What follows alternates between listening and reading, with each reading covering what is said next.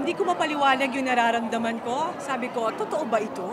Kasi siyempre mahirap umasa hanggat hindi ko nakikita yung final na resulta. Pero nung nakita ko, sabi ko, kasi ang dasal ko sa Panginoon bago yung oras na lumabas yung final result, sabi ko, ilagay niyo po ako kung saan ako makakapaglingkod at susunod ako. Mukhang may misyon, kaya nanalo tayong governor. Kung kahapon din po, nahirapan din kayo sa pagboto ninyo kung gusto yung pagboto ninyo. Kahapon, pumila tayo ng 2 oras, pero okay lang yon. Kung ang mga ordinaryong tao nga, pumipila ng ganun kahaba, tayo pa ba ang hindi? Nangyayari talaga minsan yan kasi dun sa napilahan namin, dun marami ring mga senior citizen. Kumbaga, willing to wait. Bob, sabi niyo sa akin kahapon, sa isang interview, ikaw ay kinakabahan. Ngayon, tatanungin kita ulit, kumusta ka? Kinakabahan ako kahapon, pero ngayon mataas yung adrenaline ko. Sabi ko nga sa mga staff ko kahapon, salamat, nagdiriwang tayo, pero saglit lang to kasi dapat ang focus na natin, paano natin i-deliver sa mga tao yung mga ipinangako natin sa kanila, dahil sabi ko, kumapit sila sa Pag-asa. Kumapit sila sa isang plataforma para sa isang maayos na health services dito sa Laguna. Kaya balak natin simulan agad kapag tayo ay nagsimula na opisyal ng panunungkulan na itayo ang 30 o 30 na Akay ni Sol Butika libreng maintenance na gamot para sa ating mga kababayan. Susunod ang pagsasaayos sa mga pampublikong ospital, pagtulong sa mga pasyente, pagtulong sa mga empleyado ng ospital. Pagkatapos, sisimulan natin ang Scholar ni Sol, kahit ang grado ay palakol. Gagawin nating mas mabilis ang pagtulong sa mga tao, wala masyadong requirements. Magiging katuwang si Vice Governor J.M. Karait na tutulong sa akin. Mali, Governor, una ang kalusugan, pagkatapos ang edukasyon. Saan kailan mo naman papasok yung ekonomiya? Kasi tatlo po yung ating plataforma. Aayusin natin ang turismo ng lalawigan ng Laguna. Gagawa tayo ng master plan kung saan ang 24 municipalities and 6 cities ng Laguna ay puno ng kwento.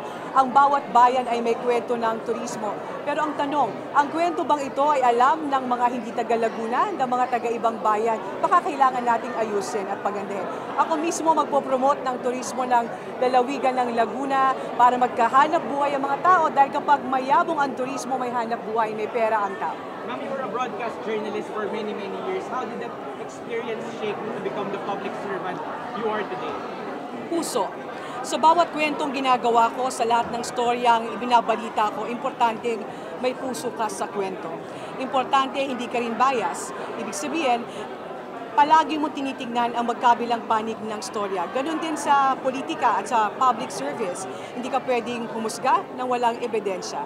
Hindi ka rin maging emosyonal sa mga bagay-bagay. Importante, objective ka at may focus. Kapag journalist tulad ninyo, importante ang focus natin. Ano ba ang gusto kong gawin? Paano ko ba gagawin yon?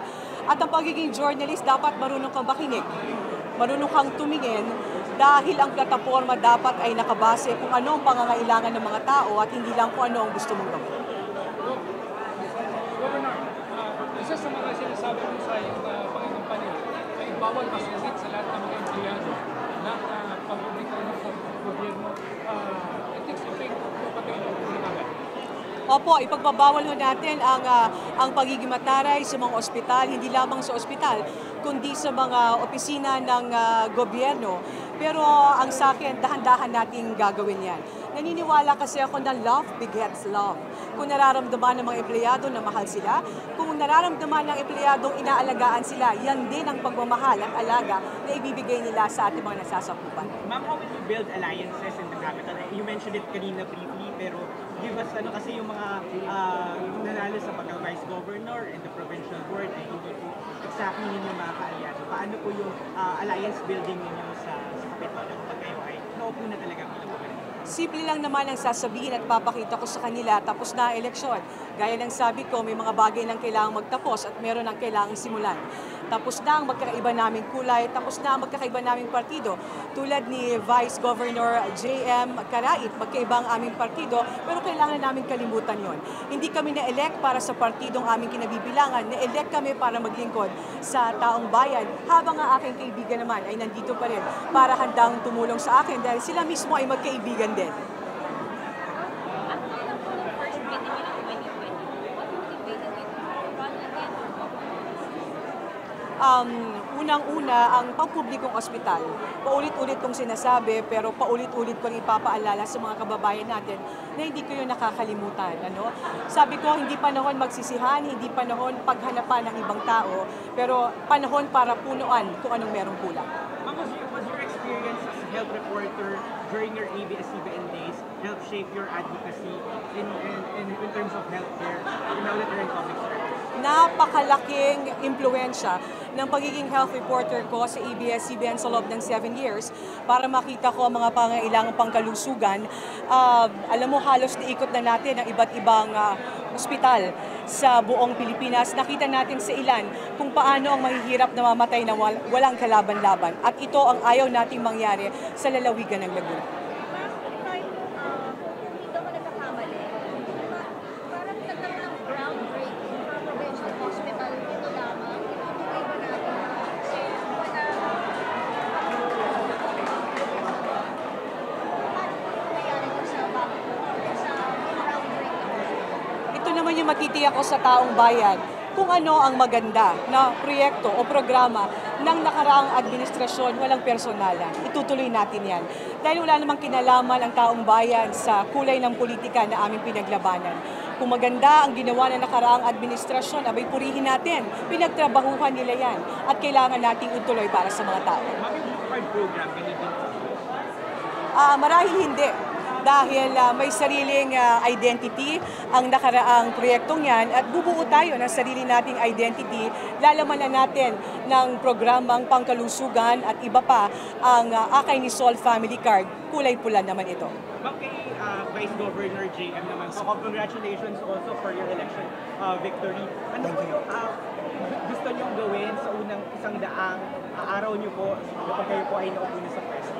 Well, as the Vice Governor, our functions are mostly purely legislative in function and checks and balances. So, whatever the programs of the governors are, kung ano man po yung programa ay amin pong susuportahan po at titingnan natin po kung kinakailangan pasahan na legislation.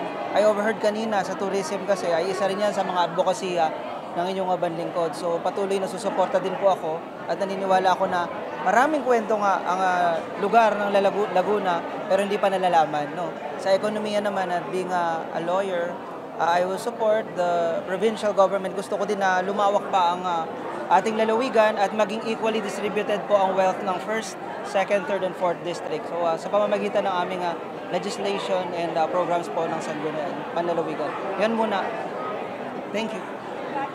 Thank you.